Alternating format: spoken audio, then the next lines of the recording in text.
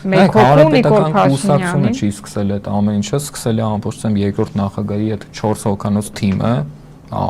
աջակիցներ կոչված, նաև չգիտեմ, կարող է հիշեք թե չէ, Ռոբերտ Քոչարյանը հանդիպում էր ունենում իր աջակիցների հետ,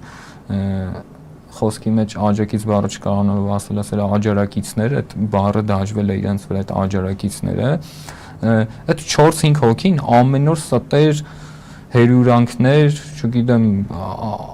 ամեն ձև նյութեր են գրում երրորդ նախագահ Սերժ Սարգսյանի մասին, հանրապետական կուսակցության ներկայացուցիչների մասին, այդ մարդիկ չեն կարող չէ անկախ լինել, այդ մարդիկ չեն կարող իրենց կարծիք միջավ դա, ասենք խի կարծիք չունեին, Բորիս Մուրազիների այդ արգիշտի Կիվիրյան դրանց մասին ենք խոսում ու մի քանի տելեգրամյան ալիքների, որոնց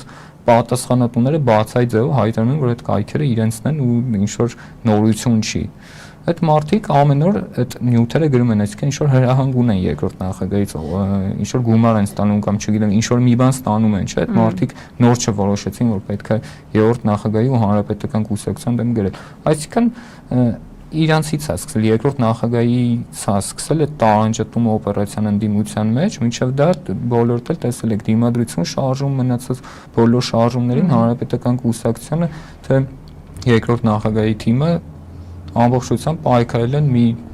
ուժի տեսքով, մի ձևով, այսինքն մեր բոլորիս նպատակը եղել է Նիկոլ Փաշինյանից ազատվել, իրենք սկսել են այդ տարանջատումը, այսօր էլ ցույց են տալիս իմպիչմենտին չմիանալով, որ այդ տարանջատում օպերացիան շարունակում են։